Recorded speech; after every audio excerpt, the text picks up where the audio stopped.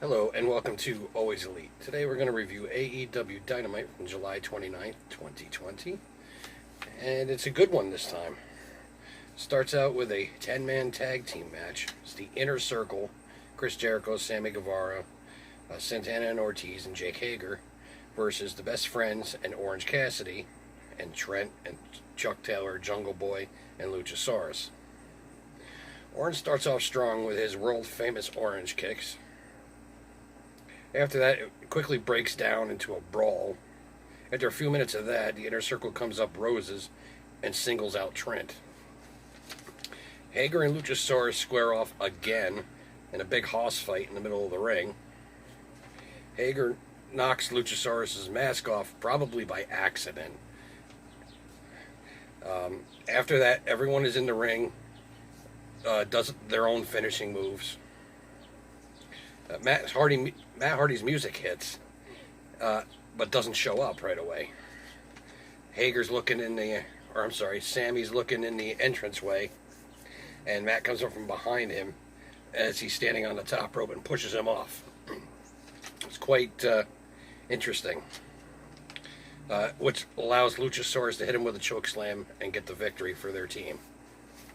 Now, it was just regular Matt Hardy today. There wasn't no broken Matt Hardy. It wasn't anything else. It was just Matt Hardy. That was kind of weird. It threw me off because I didn't recognize him at first.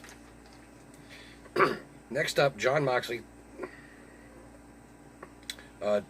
talks about Ricky Starks, calls him a punk bitch, says that he does not start fights, he finishes them. Next up, is the TNT Championship match between Cody and Warhorse. Warhorse is a great indie wrestler. He's the Internet Television Champion, apparently. And I guess that's why Cody chose him to challenge for the TNT title.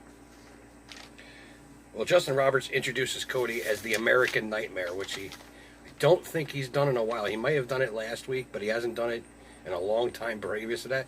So that's a good indicator that Cody is going to turn heel at some point. And as I said before, this may be at All Out coming up in a couple of months. Only because he's been doing heelish things in the ring every now and then. You got to catch him. Cody seems confused by Warhorse's strategy early on. During the break, Cody takes over, but it looks like he's a little angry because every time Cody goes for a big move or a finisher, Warhorse counters him. Cody finally gets the figure 4 leg lock in, and Warhorse taps out. Immediately after the match, the Dark Order comes out, to attack Cody, but Matt Cardona, FKA Zack Ryder, comes out to save Cody. Jericho comes out next and says the Inner Circle is mad, calls Matt Hardy a big problem. Jericho says that in 2 weeks' time there will be a rematch between Orange Cassidy and himself, but next week they're going to have a debate. And Jericho says he's going to embarrass him at the debate. Next, earlier in the day, FTR had signed their AEW contracts.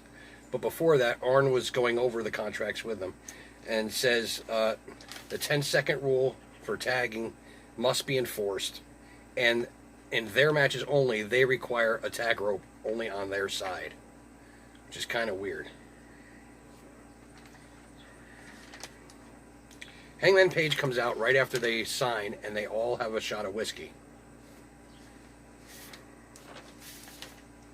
Then it's the Dark Order, Stu Grayson and Evil Uno versus Kenny Omega and Hangman Page for the AEW World Championship, Tag Team Championships.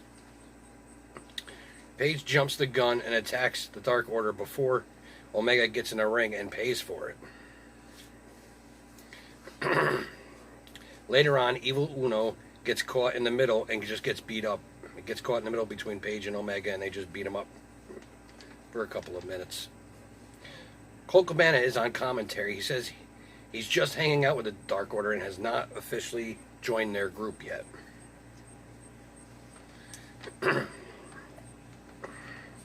In the end, the Buckshot V-Trigger combo and the champs retain their titles. After the match, Brody Lee beats Stu, Grayson, and Evil Uno because they lost the match. Grabs a mic and says, glad that Page finally and his friends show up. All the Dark Order come out and surround the ring. FTR comes out to help chase off the Dark Order. Then it cuts to a shot to Britt Baker, who's sitting in her role model chair, or whatever you want to go, her Rolls Royce. Says that Big Swole wants to get at me. Says she can only get at me if she beats a opponent of my choosing. Next up, it was Diamante versus Hekaroshita. Diamante slaps Shida, then beats her while she's in the ropes, which pisses Shida off. Throughout this match, the two were just beating the crap out of each other with chops and kicks and punches. Shida hits a big shining wizard and picks up the victory. Next, MJF comes out for a state of wrestling address. Now he's dressed and he acts like a presidential candidate making a speech, shaking hands, kissing babies, waving at the fans. It's really weird to see this, but he's so arrogant, but he's so good at it. He says it's time for a change. Says the champ is not his champ. Says all the flips and flops is not wrestling. Says Moxley is old and not me. Stone cold facts. Now that's shot number one. He also says that Moxley said that it was when he came to AEW to get out the old and bring in the new. Well, MJF says he's old because he came from Titanland to AEW. That's another shot. He also says brother, like in the Hogan voice. That's another shot. All these shots are directed probably at Vince directly, but at WWE, and it's wonderful. Says he's a better ratings draw than Jon Moxley, and he's more talented than Moxley. Then, before he walks away, MJF challenges Jon Moxley to a world title match at All Out. So as is right now, Jon Moxley is going to be champion until All Out, which I think is at the end of August, I want to say. Then it's main event time. It's a no DQ tornado tag match. Jon Moxley and Darby Allin versus Brian Cage and Ricky Starks.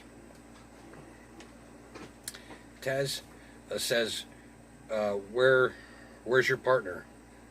Oh, why he didn't show up, because during the entrance, Darby didn't come out to his music.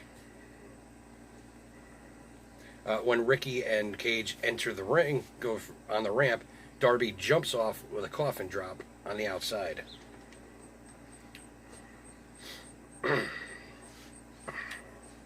Very quickly turns into a street fight after that. Just all hell breaks loose. Throughout the break, it looked like a frickin' car wreck happened. Moxley brings out the trash can, but gets himself put through it. In the end, Jon Moxley has Cage in an armbar on the apron, while Darby pulls out a skateboard from under the ring that's filled with tacks attached to the back side of it, and jumps off the top rope and hits Ricky Starks and gets the 1, 2, 3. Darby then stares directly at Jon Moxley, basically challenging him for that world title. And then it comes up on the commentators say that, oh, just signed, which we already knew was already signed, because when they say that, it never happens that fast. Tony Khan has signed a title match between Jon Moxley and Darby Allin for next week. Well, that's the end of Dynamite. Let me know what you thought in the comments below. Overall, I thought this was a great show. I think the best segment was the MJF segment. It definitely draws a lot of attention to what's going on over there. Until next time, always be elite.